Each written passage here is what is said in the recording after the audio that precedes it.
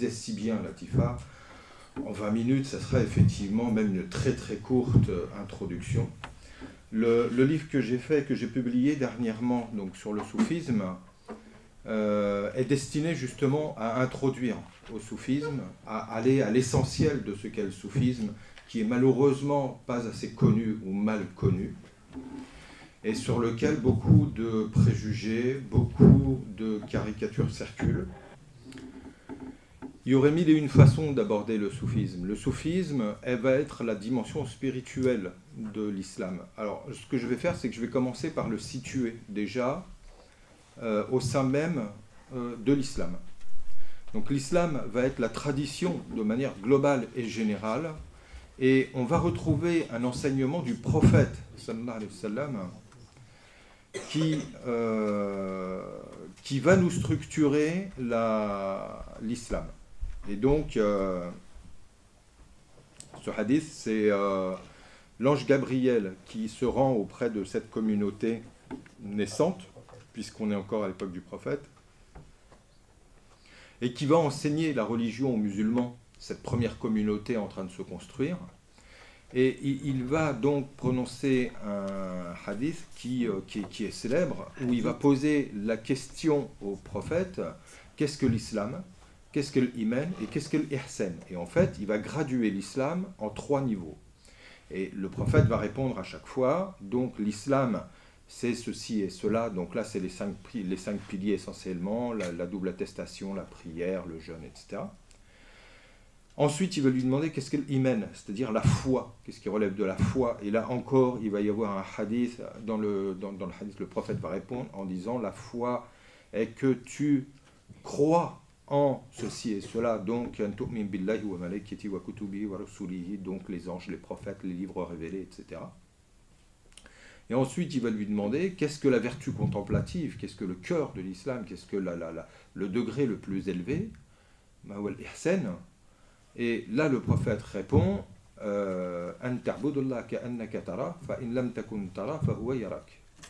cela consiste à adorer Allah, Dieu, comme si tu le voyais, car si tu ne le vois pas, lui te voit. Alors, sans décortiquer, ces 3 domaines ont correspondu à 3 visions, 3 orientations et 3 sciences précises. La première, celle qui correspond à l'islam, va consister avant tout dans la dimension normative de l'islam, la dimension du fiqh, c'est-à-dire de la jurisprudence, et du comment. Comment on prie, comment on jeûne, comment on fait le pèlerinage, comment, etc. La deuxième celle de la foi, va être tout le credo de foi qui donc lui va consister en un dogme nous enseignant ce en quoi l'on doit croire et ce en quoi on ne doit pas croire. C'est-à-dire qu'il va nous distinguer intellectuellement l'erreur de la vérité et nous indiquer les choses qui sont nécessaires à l'ordre notamment psychique de l'être et qui relèvent des émotions, de la croyance, etc. La troisième dimension, elle, va être purement spirituelle, et la science, et donc en arabe, la science qui correspond au 2e degré, à la aqidah, donc la théologie dogmatique. Et le 3e niveau, qui est celui de l'ihsan, lui va avoir aussi sa science propre, qui va être le tasawwuf, qui donc va être le soufisme, ce dont je vais vous parler. Et ce soufisme, finalement, quelle est sa finalité? Puisqu'on a vu que chaque domaine a une finalité, et donc consiste en un domaine et en une préparation propre. La finalité du soufisme, c'est la rencontre de Dieu. C'est de nous mener à la rencontre de Dieu, donc de dépasser les dimensions de jurisprudence et de dogmatisme pour arriver à une rencontre.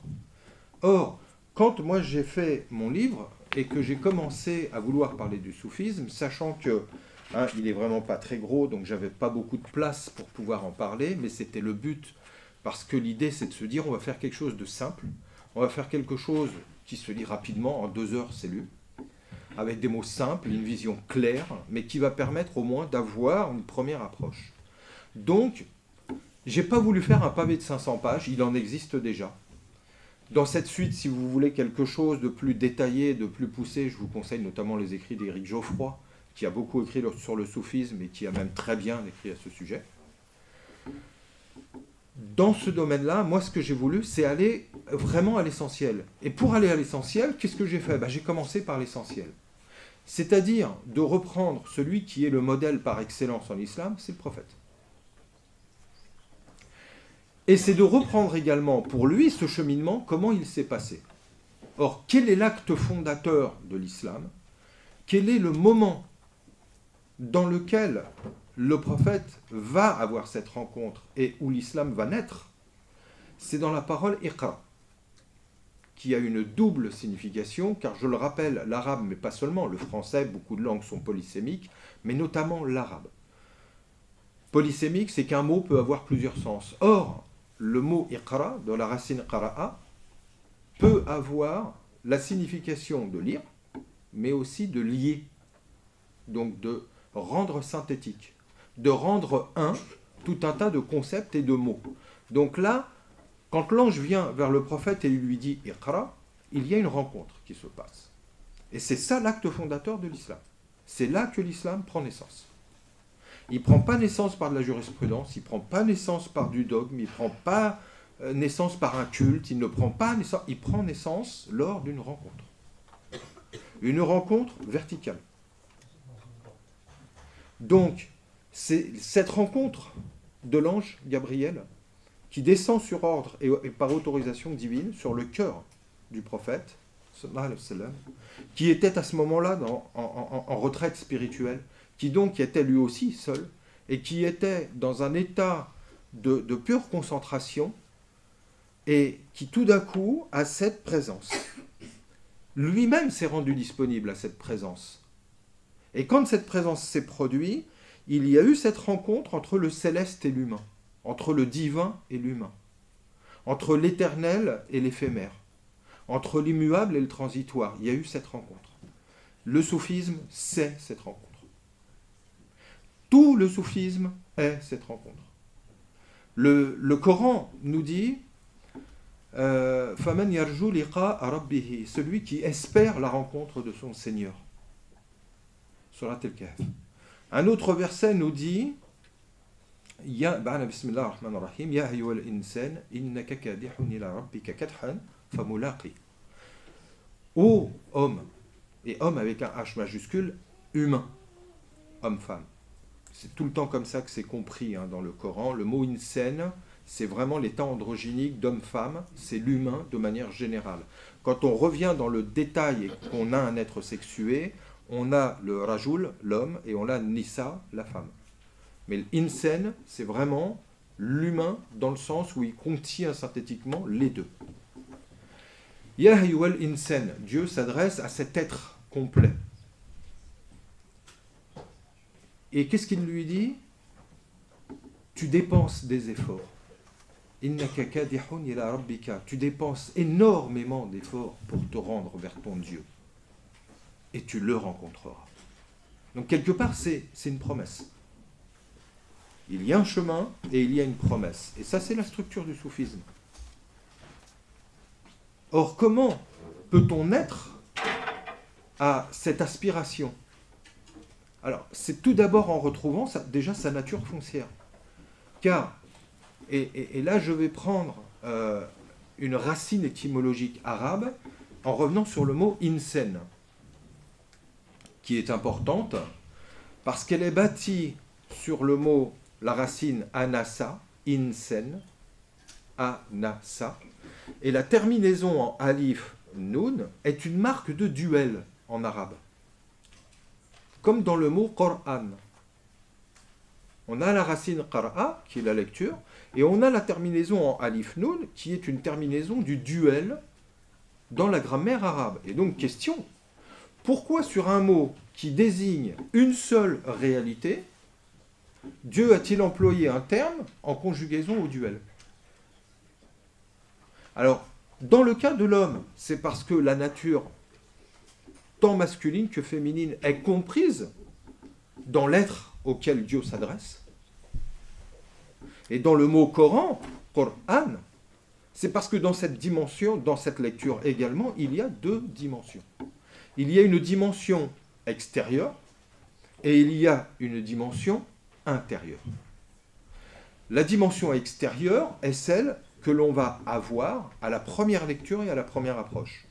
Et il va y avoir une seconde lecture qui, elle, est une approche de l'intériorité que l'on va retrouver à différents endroits dans le Coran où il nous est précisé qu'il y a un intérieur et un extérieur, qu'il y a plusieurs modalités de voir et de comprendre la lettre même du verbe coranique. On a par exemple un verset qui nous dit « Afala yatadabbarun al-Qur'an ». Un autre qui nous dit « Afala yatadabbarun al-Qawl ». La racine d'abara veut dire ce qui se trouve derrière. Dubur shay, c'est la chose qui se trouve derrière. Donc quand Allah dit « Ne vont-ils pas aller voir ce qui se passe au-delà » ou ce que contient le verbe au-delà de la lettre? À quoi est-il fait allusion? À une compréhension qui nécessairement va être plus profonde. Or, à défaut de prendre le Coran sous cet angle, c'est-à-dire en le considérant comme une lettre dont seule l'apparence est nécessaire et même valide, il y a tout un pan du verbe qui nous échappe nécessairement. Pourquoi? Parce que, et là à nouveau, à de multiples endroits, on va retrouver dans le Coran des versets qui nous disent « Certes, Dieu vous a, par l'intermédiaire de ce livre, exposé de très nombreux symboles. » Des métaphores, des allégories, etc. etc. « وَيَضْرِبُ اللَّهُ الْأَمْثَالَ لِلنَّاسِ » Al-amthal, mathala, le symbole. Or, quelle est l'essence d'un symbole? Quel est le principe d'un symbole? Quelle est sa fonction? C'est d'indiquer quelque chose. C'est de ne pas mener à lui. C'est d'indiquer quelque chose. Comme avec le doigt, quand on indique quelque chose, l'idée est la chose que l'on indique et non pas le doigt. Le doigt, c'est la lettre, mais l'important, c'est ce qu'il indique. Or, quand Allah nous propose des symboles dans le Coran, l'idée c'est quoi? C'est avant tout de se dire qu'est-ce que cela symbolise? Quelle est la morale de l'histoire? Comme quand on, je sais pas, par vous, il y en a, je pense, qui doivent être parents, quand on a des enfants dont l'entendement n'est pas encore assez mature pour comprendre certaines choses, qu'est-ce qu'on fait? On use d'images. Sors pas dehors le soir, il y a le loup. On sait pertinemment qu'il n'y a pas de loup dehors, mais qu'image le loup? Tous les dangers éventuels. Et pour pas trop se casser la tête, qu'est-ce qu'on fait? On va expliquer des choses. On va pas lui faire la liste de tous les dangers. On prend un générique et hop, voilà le problème. Là, c'est exactement pareil. Quand on va nous parler, par exemple, d'un prophète qui est mangé par une baleine. C'est avant tout la symbolique qui est importante. Le fait en tant que tel, qu'il soit historique ou pas, je dirais, on s'en moque complètement. On s'en moque, mais complètement. Ce qui est important, c'est la symbolique qui est portée. Pourquoi? Parce que la différence de l'exotérisme et de l'ésotérisme, notamment, et donc de la lecture soufie, c'est quoi? C'est avant tout de se dire, moi, ce qui m'importe, c'est moi. Quand le Coran est descendu, il est descendu non pas pour une époque et pour un lieu. Si c'était le cas, ça serait un bon livre d'histoire qu'on rangerait dans la bibliothèque. On lirait des petites histoires aux enfants.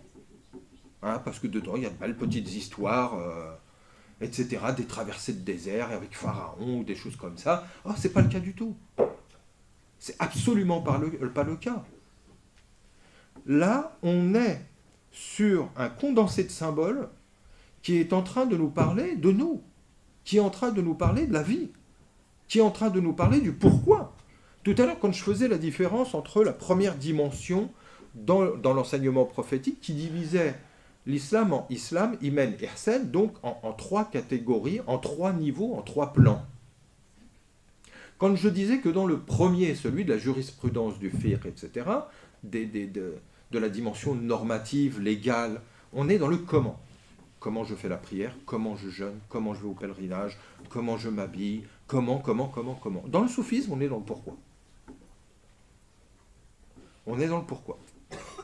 Pourquoi je prie? Pourquoi je jeûne? Pourquoi je vis? Pourquoi je meurs? Pourquoi des prophètes? On est dans le pourquoi. On est dans la finalité des choses. On n'est plus dans les modalités. Bien qu'il y ait des modalités, puisque dans le soufisme, il y a une méthode de réalisation, il y a une méthode de compréhension, et notamment la méditation, la concentration, l'acquisition des vertus, la maîtrise de soi, le combat de l'âme. Abou Yazid el-Bistami, par exemple, nous raconte que quand il voulait aller à Dieu, il a fréquenté les gens qui priaient beaucoup, les gens qui jeûnaient beaucoup, etc. Et à chaque fois, il priait beaucoup, il n'avait rien. Et un jour, il s'est, au plein cœur de la nuit, avec la sincérité la plus totale, il s'est tourné avec un grand désarroi vers Dieu en disant « Seigneur, comment aller à toi ?» Et là, il a la voix qui vient des tripes, qui s'élève. Et cette voix, qui était celle de Dieu et de pas personne d'autre, qui lui a dit « Atruk nafsaka wa ta'ala » c'est abandonne tous tes désirs égotiques, abandonne cette âme qui te retient, car le seul obstacle, c'est toi. C'est tes désirs, c'est toutes tes volontés, c'est toutes tes passions, c'est toutes tes idées préconçues, c'est toutes tes fausses certitudes. C'est ça l'obstacle. Et ça, c'est toi. C'est ça qui te constitue en tant qu'homme de la chute. Abandonne tout ça et tu verras qu'en réalité, c'est là que tu es. Moi, quand je vois des gens qui me disent « Oh, mais c'est un miracle, quelqu'un a trouvé les fameuses deux eaux. » Dans le Coran, il y a un passage où on nous dit « Voilà, il y a des eaux salées et des eaux pures, bonnes, douces, qui se rencontrent dans un endroit. Cousteau les aurait trouvées extraordinaires. » Non, le miracle, il est là devant nous tous les jours. Le fait d'avoir la vue, c'est un miracle. Le soleil qui se lève le matin est un miracle. Le fait de vous avoir, vous imaginez vivre seul sur une terre comme ça? L'horreur. Le fait qu'on soit plusieurs, c'est une bénédiction. Tous les jours, c'est une bénédiction. Voir des fleurs, c'est un miracle. Le monde végétal est d'une beauté, mais moi, quand mes enfants me demandent ce qu'est un soufi, je leur dis c'est un fruit, c'est une fleur. Elle est belle, elle sent bon, elle vous embête jamais. Elle ne vient jamais taper à la porte pour vous dire oui, voilà, j'ai un petit problème. Non, rien du tout. Elle est toujours dans le don. Il y a une sagesse soufie qui dit, par exemple, sois comme un palmier, quand tu lui jettes un caillou, il t'envoie des dattes. Et c'est sur cette voie-là que s'inscrit le prophète. C'est comme ça que le prophète a vécu. Il a vécu sur cette voie. Le reste n'était pas sa priorité. Dans le Coran, vous savez que la dimension normative du Coran est d'à peu près 7 à 8%. Donc tout ce qui concerne les règles, les décrets, etc., c'est 7 à 8% du Coran. C'est-à-dire qu'on a à peu près 92% qui ne sont pas de cet ordre-là et qui vont relever avant tout de la spiritualité. Alors, je ne dis pas que la dimension normative et la dimension cultuelle est à négliger, bien sûr que non, parce que c'est tout le support, finalement, du symbolisme coranique, il est là. Si un jour on se réunit à l'occasion, je pourrais vous parler 1 heure de toute la symbolique de la prière, par exemple. Du jeûne également. Etc.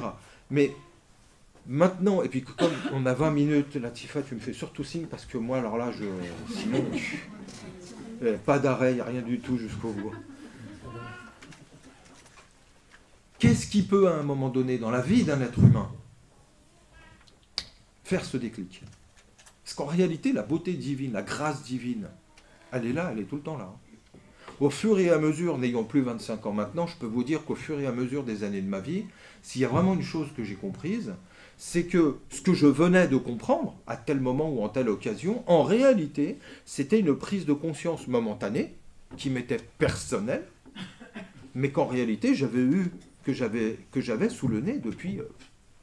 c'est simplement moi qui étais aveugle, qui avait le cœur fermé, et qui ne voyait pas des choses qui étaient en présence devant moi, matin et soir. C'est pour ça que je disais, je reprenais le cas tout à l'heure de gens qui me disent « Oui, il y a un miracle ». Non, il n'y a que ça. La nature est un miracle entièrement. Nous sommes un miracle entièrement. Quand, je ne sais pas, à tous les moments de la vie, quoi. Tout est miraculeux parce qu'en fait, tout est beau. C'est notre œil qui est malade. C'est notre cœur. Hein, il y a un verset coranique qui dit « Ce n'est pas le basar, l'œil extérieur, qui est malade et qui est aveugle. » C'est les cœurs qui sont dans vos poitrines, al-latif et sudur, qui se trouvent dans vos poitrines. C'est cet œil-là qui ne voit pas et qui est malade. Et c'est sur cet œil-là qu'il faut travailler. Or, le soufisme, son souci, c'est ça. C'est pas de savoir si vous avez une belle barbe ou une longue barbe ou une chéchia, un foulard, un turban. Je dirais qu'à la rigueur, c'est pas qu'on s'en fout, parce que ça serait de l'exagération. Et malheureusement, à moitié algérien breton, j'ai un tempérament dans l'exagération, donc j'aurais tendance à le dire. Mais ça serait faux. Non, mais c'est pas plus important que ça. Quand des gens sont venus voir le prophète et lui ont dit Amanna, il leur a répondu non, là, taqulu amanna, bel qulu aslamna. Ne dites pas nous avons la foi, nous avons une croyance avec toute la force de la sincérité, avec tout ce que ça implique du cœur. Non, non, non. Vous avez aslamna, vous avez l'islam. C'est-à-dire que vous vous soumettez par les membres extérieurs, vous avez la dimension extérieure, vous faites la prière, vous faites etc., etc. Mais les autres dimensions de la foi, et puis de la certitude, de la vision divine, Abu Madian, très grand saint médiéval, 12e siècle, dit celui qui a vu Dieu a compris, il n'a plus de besoin. Il y a la vision de Dieu. Il y a l'audition de Dieu. Quand tu entends Dieu, tu deviens son messager. C'est son message que tu transmets, dit Abu Madian. Il y a l'audition de Dieu. Ittaqullah yu'allimukumullah. Soyez centrés et Dieu sera votre enseignant. Je vais... Parce que je ne sais pas combien de temps... J'ai pas regardé le début. Comme ça, il n'y a ni début ni fin. Hein. Oui, encore 5 minutes. Encore 5 minutes. Alors, je vais vous lire quelques petits passages, quelques petites phrases que j'ai repris dans ce livre qui vont imager le soufisme et qui sont des enseignements de grandes figures de la spiritualité. Alors, si les grandes figures de la spiritualité ont été nombreuses, en fait, elles ont toutes parlé du même bien-aimé, elles ont toutes même parlé du même bassin auquel elles se sont abreuvées. Chacun l'a dit en son temps, chacun l'a dit en sa langue, chacun l'a dit dans sa forme, et j'irai même plus loin, c'est que, au-delà de la dire dans la forme proprement même islamique, cette réalité qui est une, elle dépasse le cadre historique de l'islam. Quand on parle de l'islam, comme l'entendait le prophète, et quand il faisait dire, le Coran fait dire et met dans la bouche des apôtres du Christ, Fashhad bi anna muslimun, témoigner que nous sommes musulmans. L'islam est hors cadre. L'islam, historiquement, il commence à l'émigration et à l'arrivée à Médine. Avant, il n'y a pas. Toute la période mécoise, elle est hors temps. On est dans un islam universel. C'est-à-dire que toute personne qui dit la vérité, toute personne qui voit et entend Dieu, toute personne qui se soumet à la voix, qui va répondre à sa nature foncière, à sa raison d'être, c'est-à-dire pourquoi je suis là. Je ne suis pas là pour autre chose que ma rencontre à Dieu. Eh bien, qu'il soit juif, chrétien, hindou, bouddhiste et tout ce qu'on veut, Ibn Arabi va même aller plus loin. Il dit, mais tout être humain ne peut de toute façon faire qu'une chose, c'est adorer Dieu. La différence entre les uns et les autres n'est qu'un niveau de conscience. Et sur ça, il s'appuie sur un verset qui dit وَقَادَ رَبُّكَ أَنْ لَا تَعْبُدُوا إِلَّا إِيَّاهُ. Allah a décrété que vous n'adorerez personne en dehors de lui. Donc il dit en réalité, tout le monde l'adore. Mais n'en est pas spécialement conscient. Et ce n'est que nos différences de conscience qui font qu'on est beaucoup plus proche ou éloigné de Dieu. Et c'est pour ça que l'on va parler dans les voyages, puisque le voyage est encore une fois un symbolisme qui est très utilisé dans les traditions pour imaginer notre vie, qui finalement est une quête du divin, et est un voyage, notre vie est un voyage. Et dans ce voyage, on nous dit il y a plusieurs formes. Pour les aspirants et ceux qui cherchent, il y a le voyage vers Dieu, et pour ceux qui ont trouvé, il y a le voyage en Dieu. Et le voyage ne s'arrête pas. Il continue tout le temps, mais je peux vous assurer que plus vous vous rapprochez de cet intérieur, plus vous vous rapprochez de cette source, de cette centralité, de cette présence, d'être...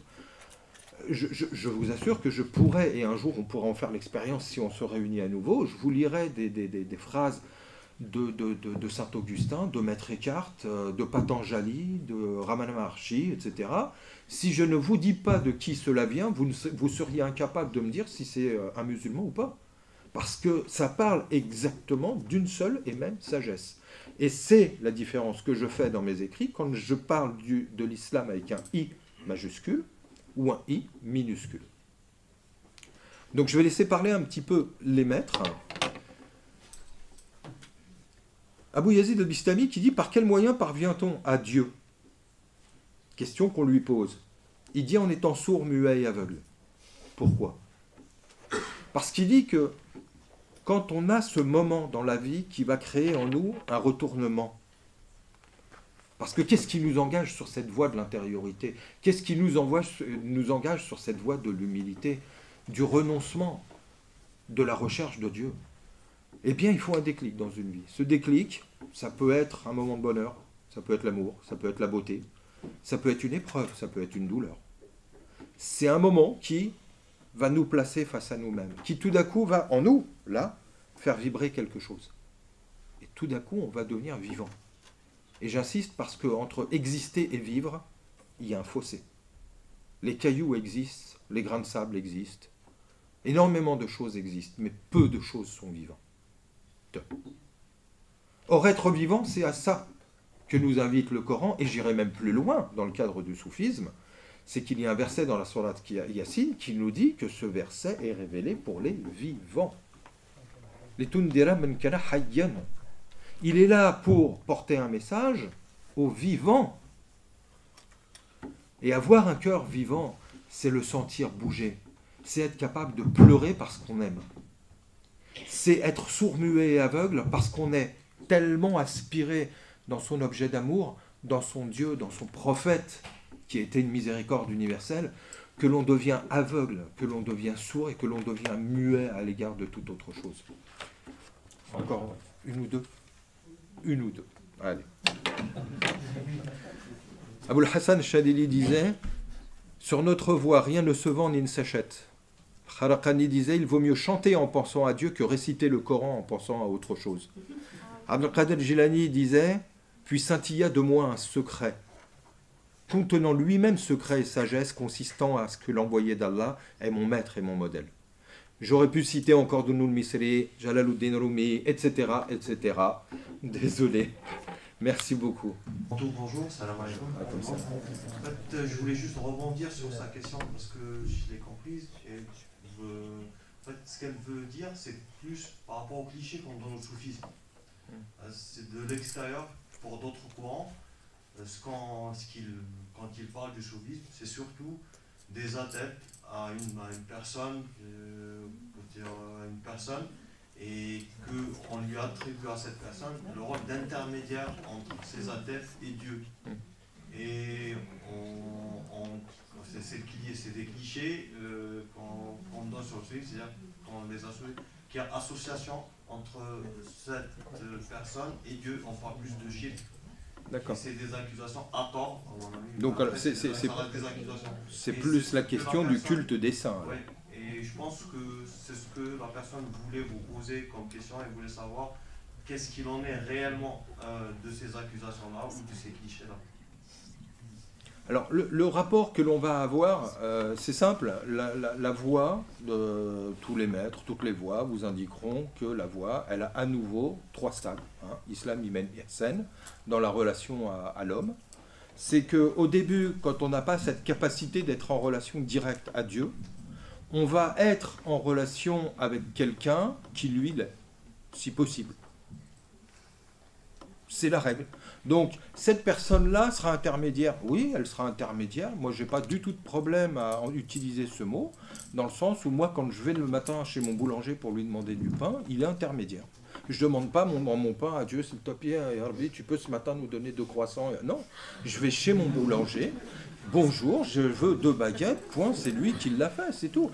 Il faut comprendre que Allah, subhanahu, Dieu, il a 2 facettes principales qui sont la transcendance et l'immanence. La jalala et la jamala. Dans la jalala, c'est lui qui fait quelque chose directement, pas d'intermédiaire. Exemple, il fait tourner le soleil, ou il fait tourner la terre, ou il fait sortir les plantes au printemps, ou il fait, etc., etc.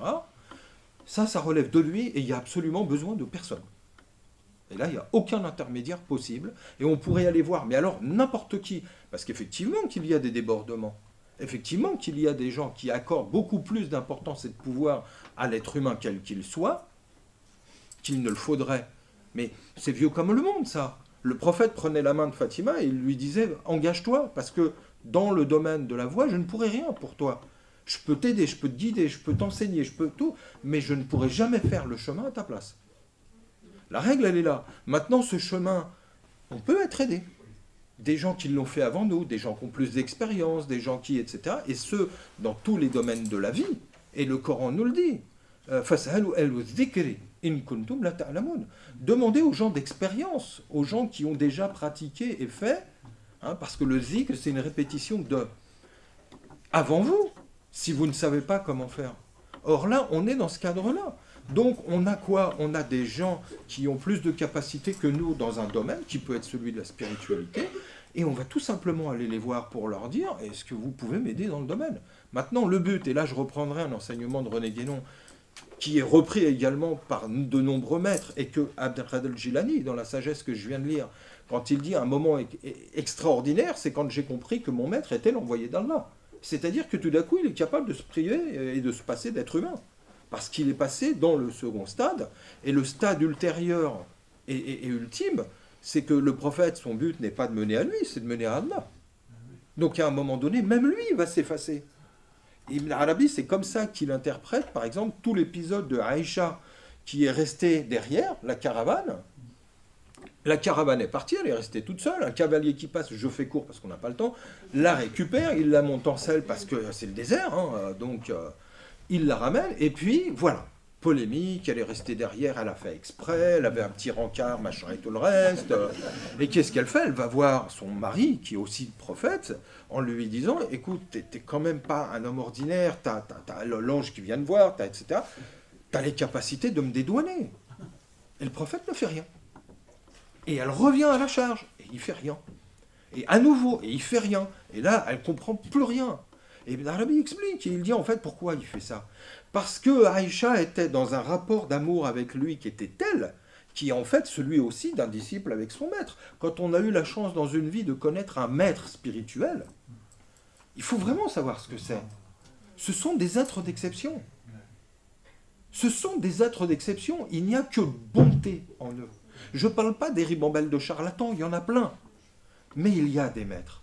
Et quand on a eu la chance de vivre auprès de certains, il y a nécessairement un attachement et un amour qui est d'une force, où des fois, effectivement, on peut être à certaines limites. Et que fait le prophète à ce moment-là? Il fait exprès pour la détacher de lui, et pour que finalement, si même le prophète ne répond pas, qu'est-ce qui lui reste comme recours? Ah mon Dieu!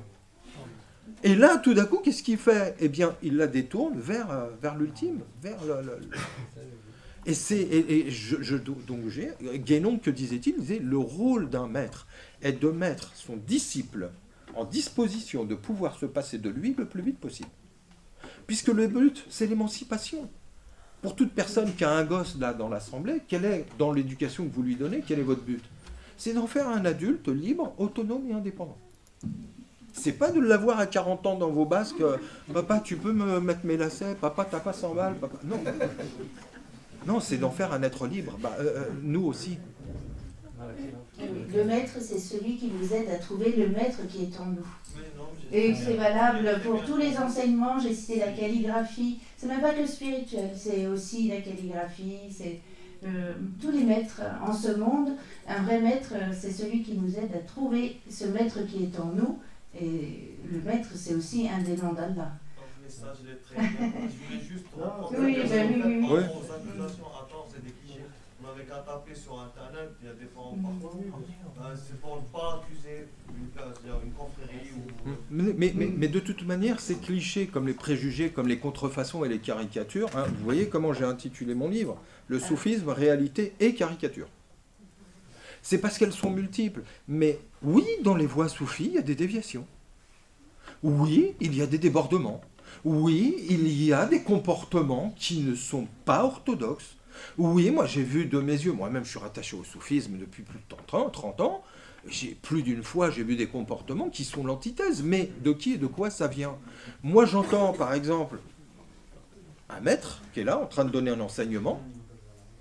On sort de la salle parmi l'assemblée, des gens font immédiatement l'inverse de ce qu'il vient de dire. En est-il responsable? C'est là le problème. Mais parce qu'il y a les cheminants.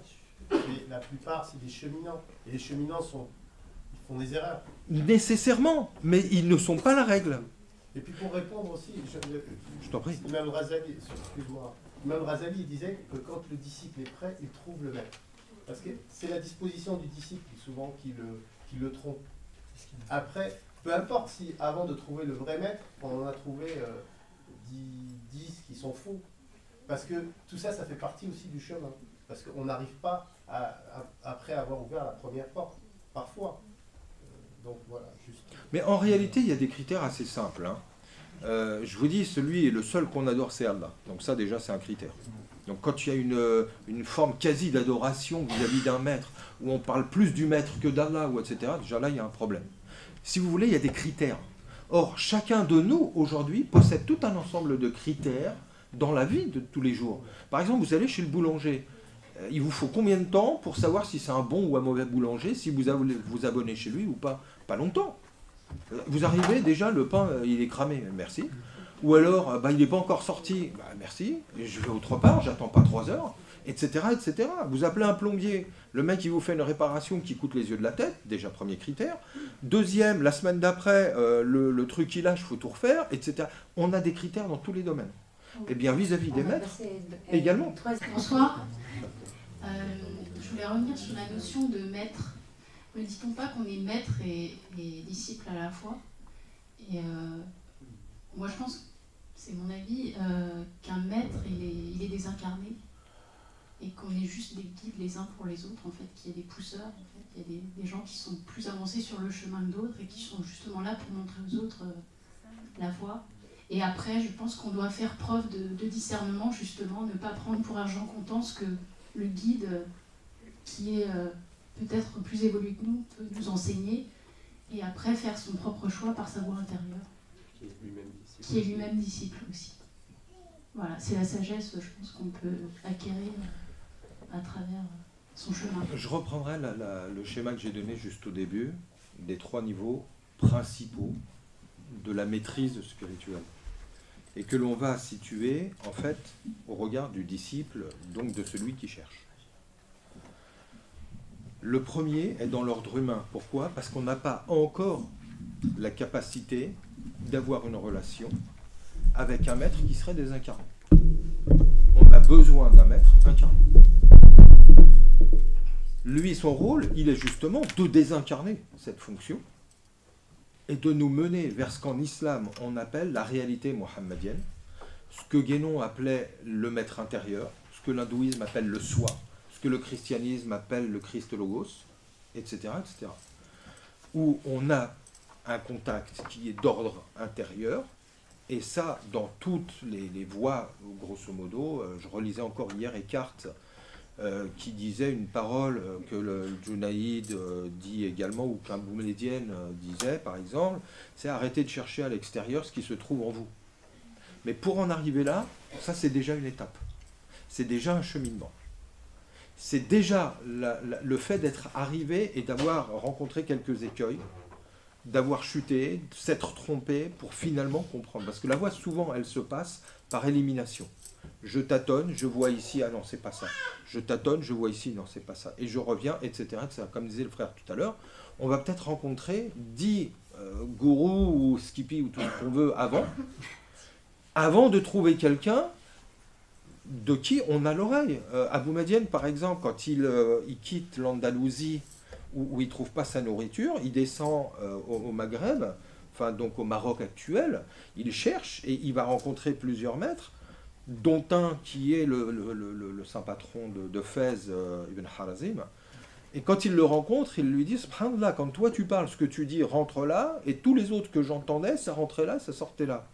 Et il lui répond, parce que quand moi je parle d'ici, et toi tu entends d'ici, alors que les autres te parlaient de là, et tu entendais d'ici. Les maîtres, le vrai maître, et Allahu waliyul ladina amanu, le seul et unique maître, c'est Allah. C'est Dieu, c'est le principe suprême.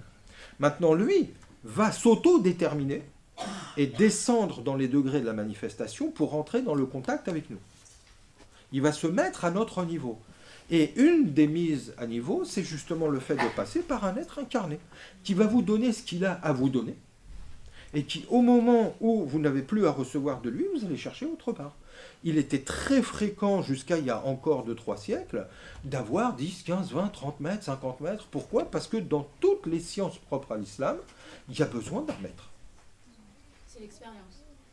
Tout à fait. L'expérience. Mais cette expérience directe, et qui au début va être horizontale d'humain à humain, et qui à un moment donné va se verticaliser, si je peux employer ce néologisme, pour devenir direct avec Dieu. Et là, effectivement, c'est désincarné. Et là, on va avoir un Saint Bernard dans le christianisme qui dit « les chênes ont été mes maîtres ». Et on va avoir un Chibli dans l'islam qui va dire « mon premier maître a été un chien ». Dans le Coran, on voit par exemple des animaux, les fourmis, les corbeaux, etc., enseigner aux gens. Pourquoi? Parce qu'ils font quelque chose qui tout d'un coup est la solution de la personne et qui se dit « oh là, bah oui ».